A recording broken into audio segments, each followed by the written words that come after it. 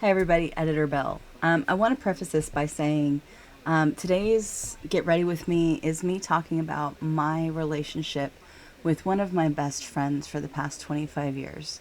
I do have his permission to tell this story. I wish I could tell his story, but the only person who can do that with complete honesty is him.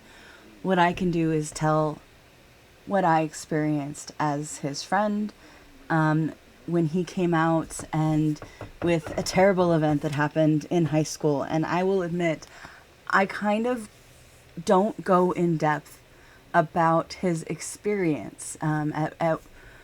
During our senior year, he was accused of sexual harassment. He was suspended and nearly expelled because of it. And I talk a little bit about my side of it and where I was, because it was during a time when we had somewhat drifted apart just because we didn't have classes together senior year. But there is one thing I meant to say and I didn't say during that part. I regret my decisions that year because I wish I had been more of a friend to Jeff. And I was very conflicted at that time and trying to figure out how the whole being a Christian and being friends with gay people meshed. And I feel like I made a lot of wrong decisions because I tried to stay neutral at a point where I should have spoke up and I should have said, "You're wrong," and I should have stood up to the people who were doing this to him, and I didn't. And all I can say is 17-year-old Belle was a very shy, scared girl who was still figuring out who she was and didn't have the bravery needed to act on her convictions. And Jeff, I am sorry I didn't.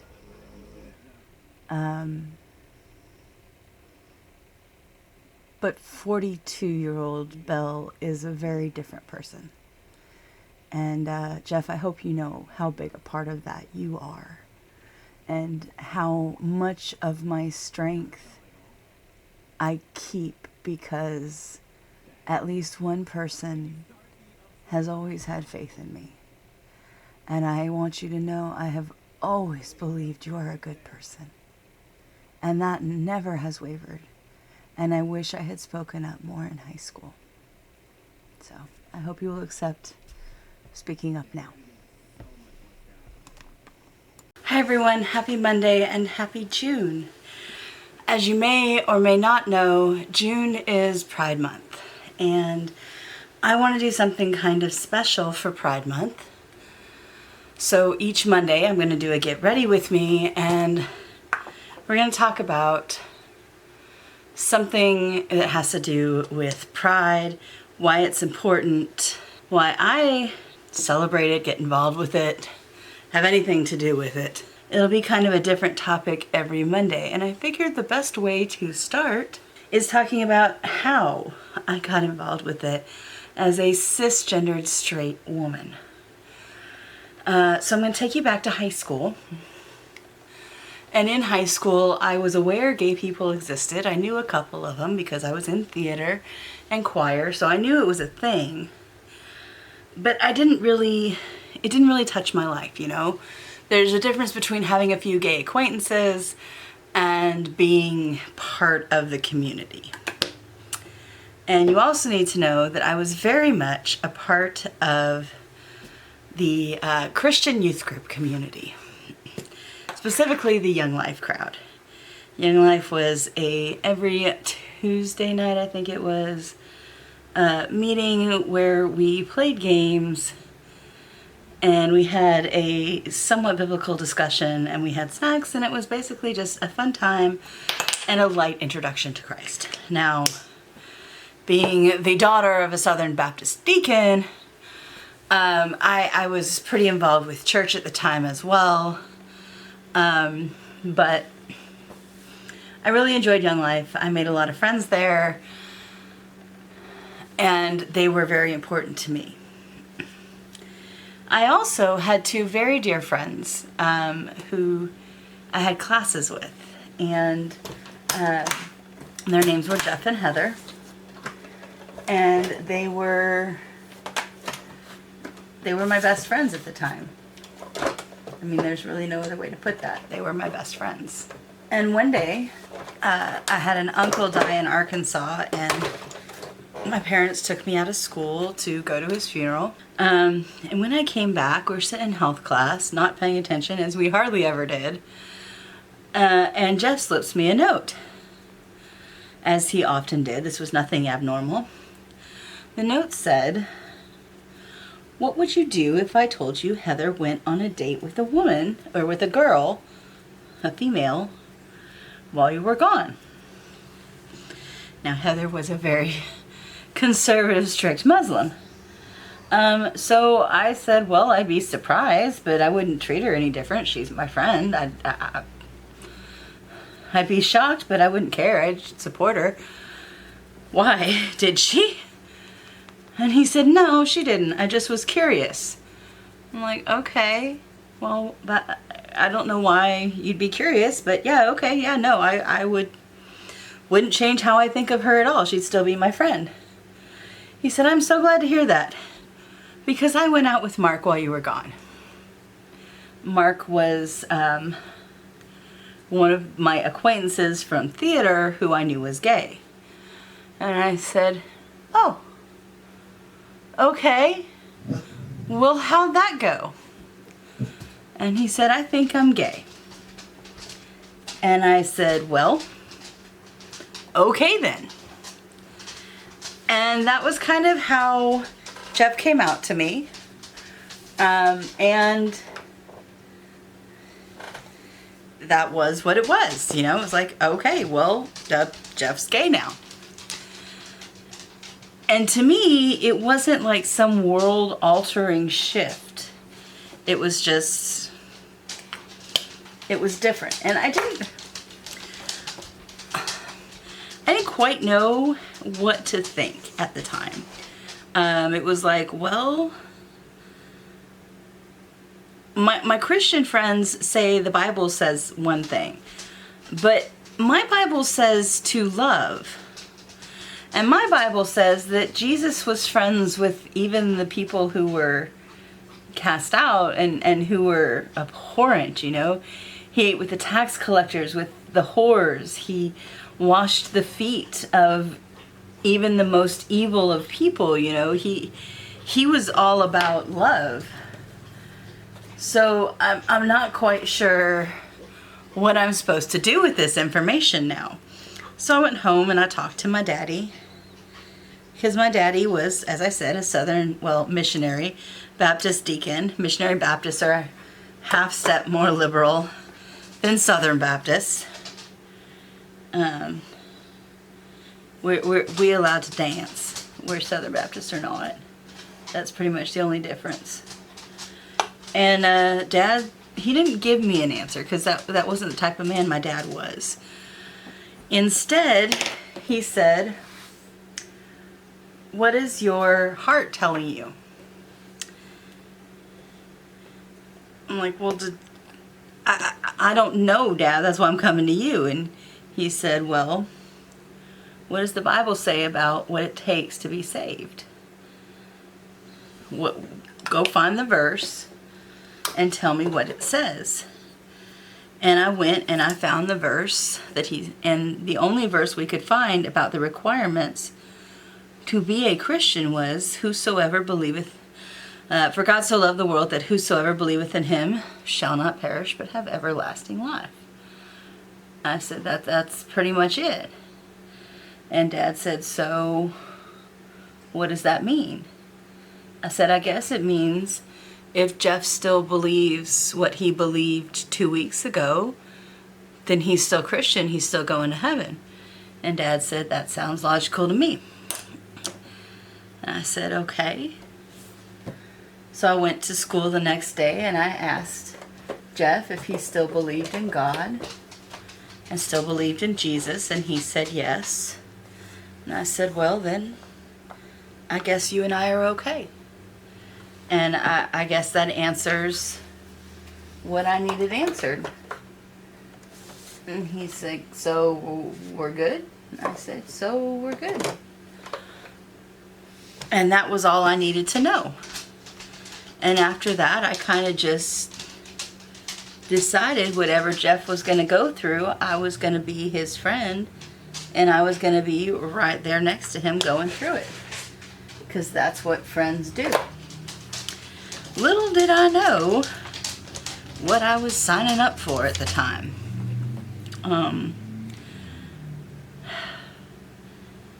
The rest of my group, my friends group, did not take to Jeff's coming out quite so well. And he was no longer really welcome to eat lunch with the Young Life group.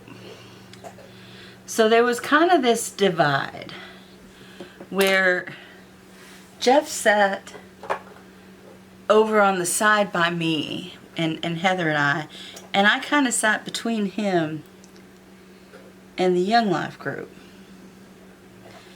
And they were not super happy that he didn't just take the hint and leave. And I was not about to kick my friend out of my group. And so things just kind of sustained like that for the rest of the year. And there were a lot of comments. And this was back in the day when making jokes and saying that's gay and blah, blah, blah, blah, blah was completely normal. And we didn't really think anything of it. Like, I realize now it's not okay and it's not normal and it's not acceptable. But at the time, that's just how guys talk to each other. And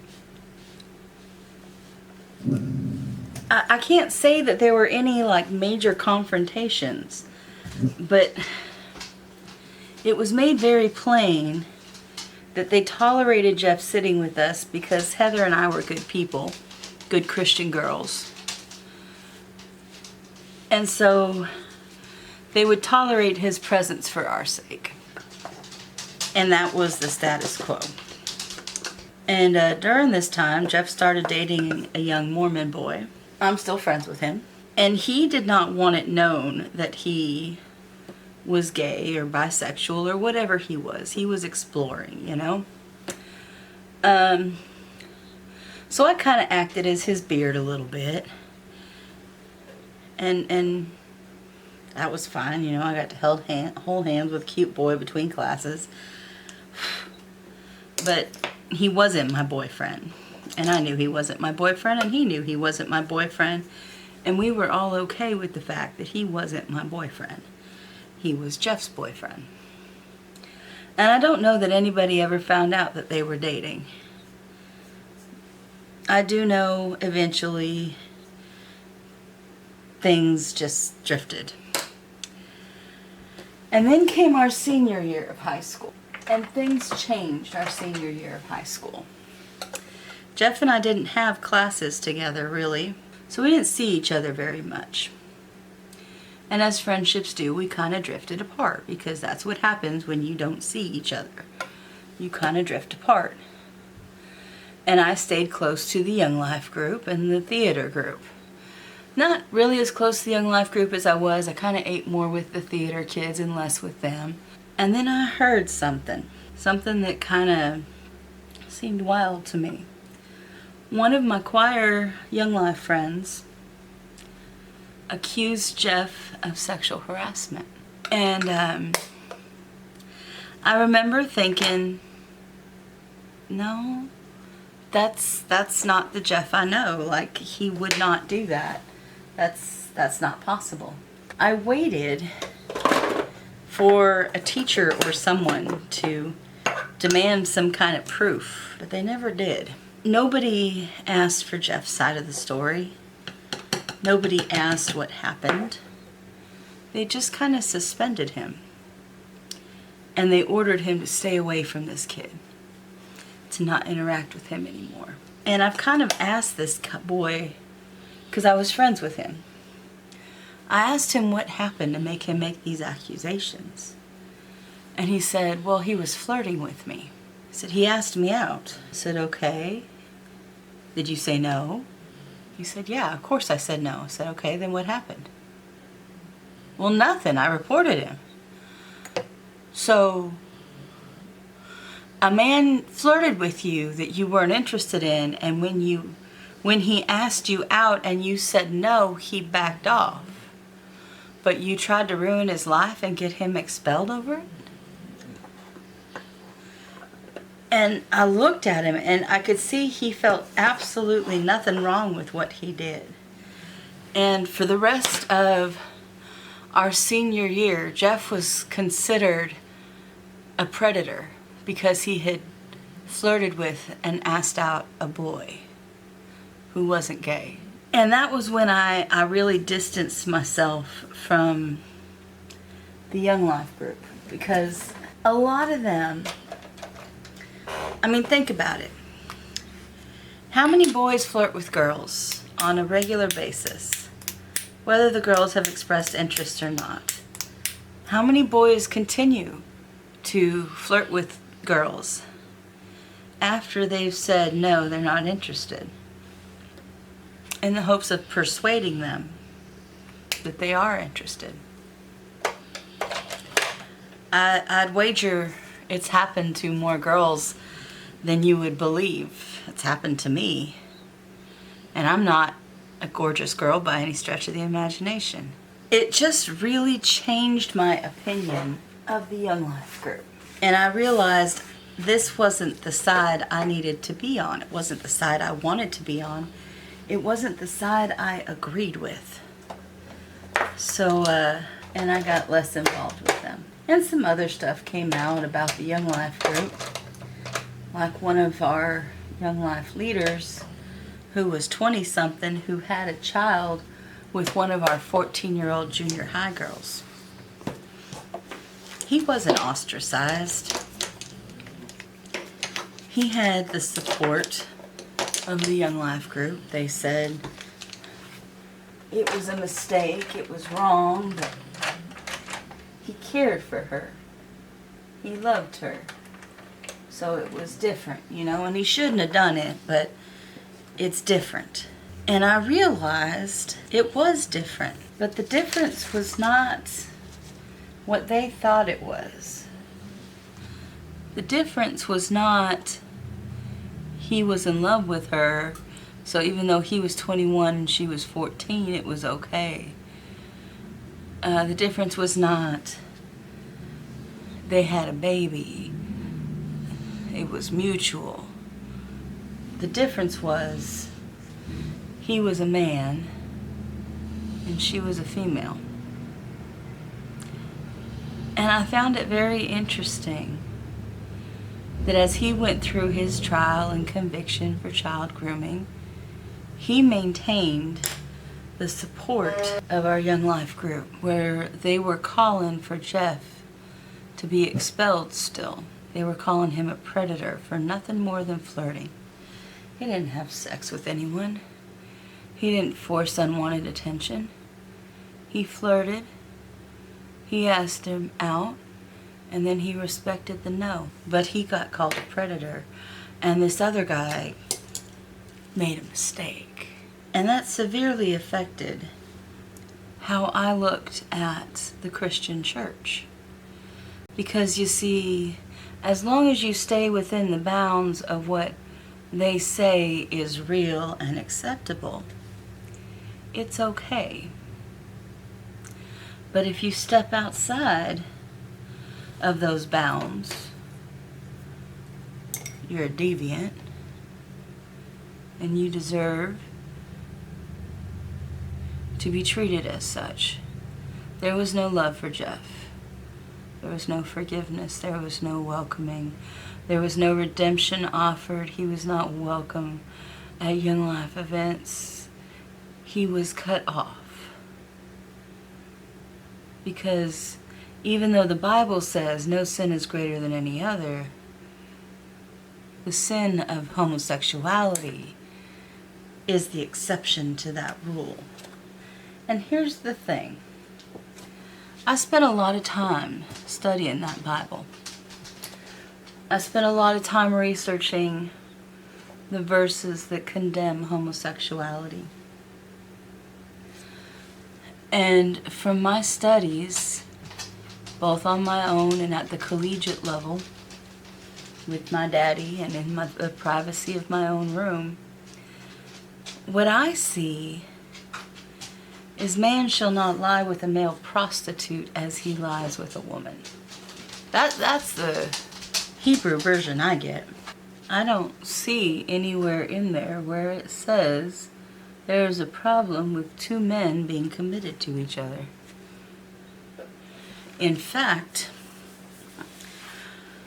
one of the great leaders of the Christian faith talks very candidly about a thorn in his flesh that he must live with and overcome.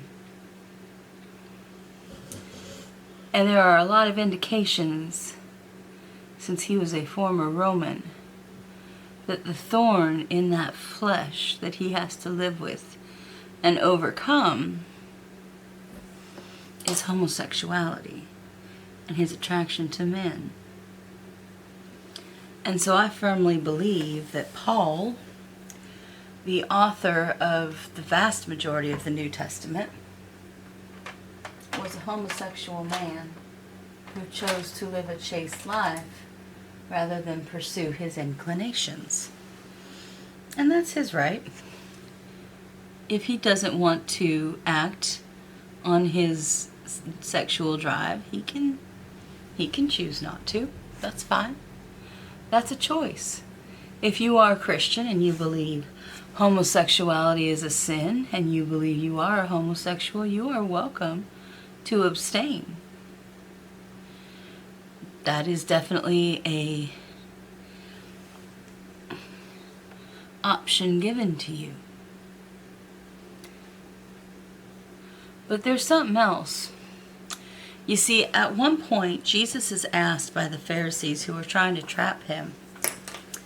He is asked, "What is the greatest commandment, teacher?" And he replies, "The greatest commandment is this: love thy God and honor him above all others." And they nod, yes, that's an acceptable answer. And then he says, "But the second is this one: love thy neighbor as thyself." And in all my studies, I always kind of felt anything written in red letters supersedes anything written in black letters. Because the red letters are supposed to be the direct quotes of Jesus Christ, whereas the black letters are the human interpretations of the events surrounding his life. So I kind of take the words Jesus says a little more to heart than I take the words that men interpret as inspired by God. I'm not saying any part of the Bible is or isn't true. I have been very open about the fact that I'm no longer a practicing Christian because I don't approve of their methods or their message at this point. That doesn't mean I didn't study. I studied at the right hand of one of the greatest biblical scholars I've ever met. And he studied at the right hand of several of the greatest biblical scholars he'd ever met. I consider myself fairly well educated. I've read the Bible multiple times. I've taken classes from some of the greatest minds on earth.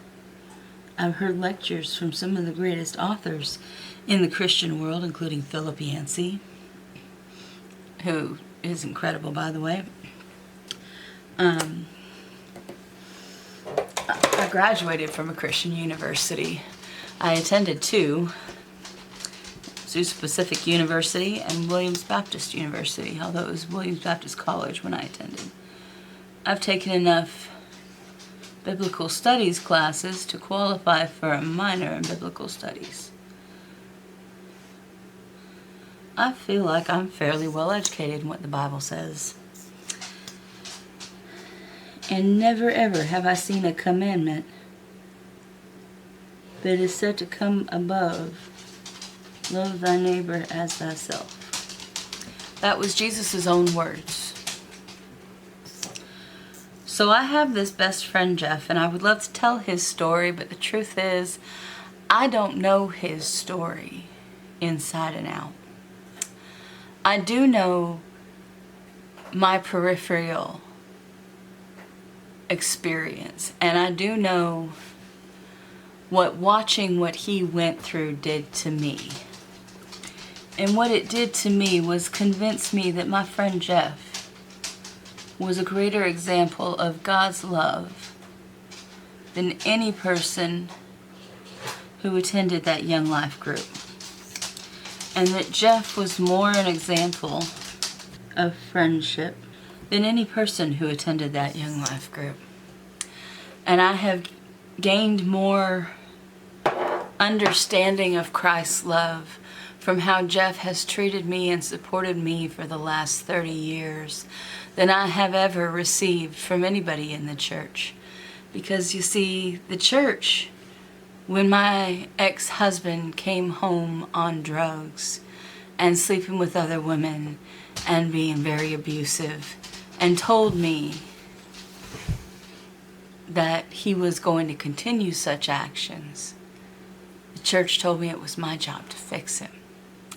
When I had to stand between my ex-husband and the door as he pointed a gun at me because he wanted to go shoot up the hospital who provided abortions, and I tried to stop him, and he pointed a gun at me, the church told me I was wrong for stopping his Christ-led compulsion.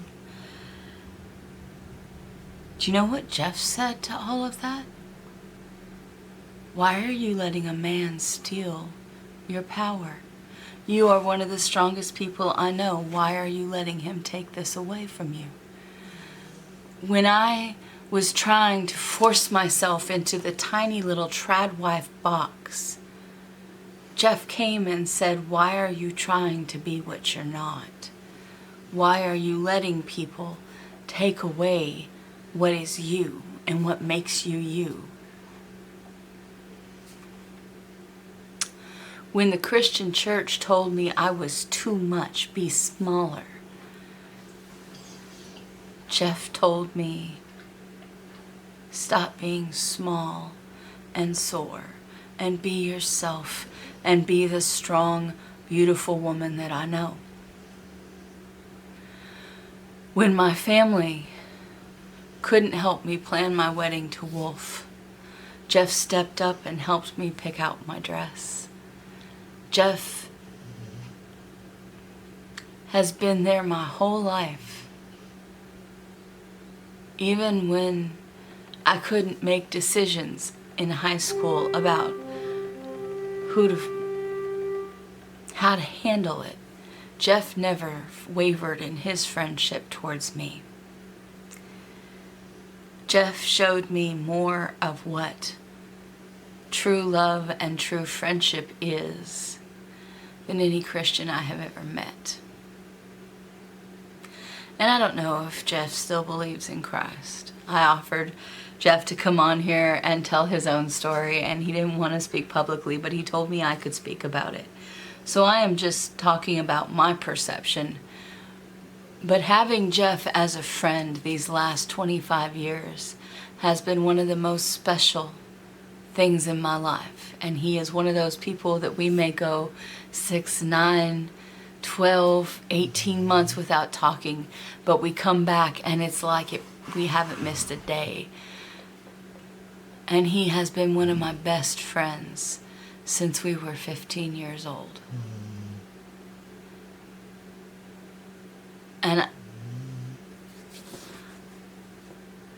he deserves every freedom and every right I do. He is as much of a person.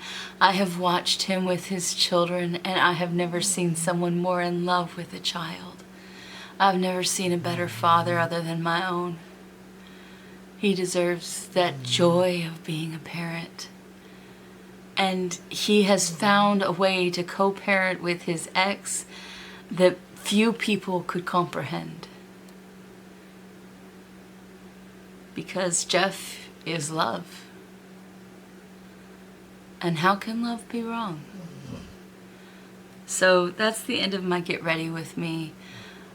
That's how I got involved and I became an ally, because Jeff showed me the humanity of the LGBTQIA.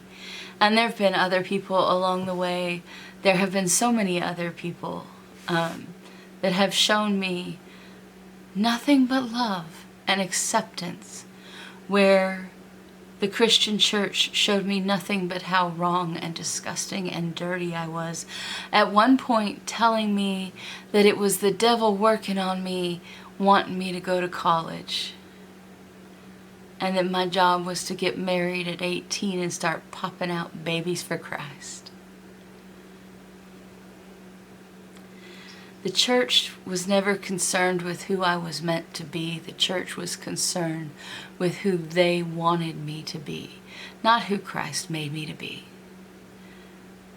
Jeff always supported who Christ made me to be. And my beliefs are complicated, and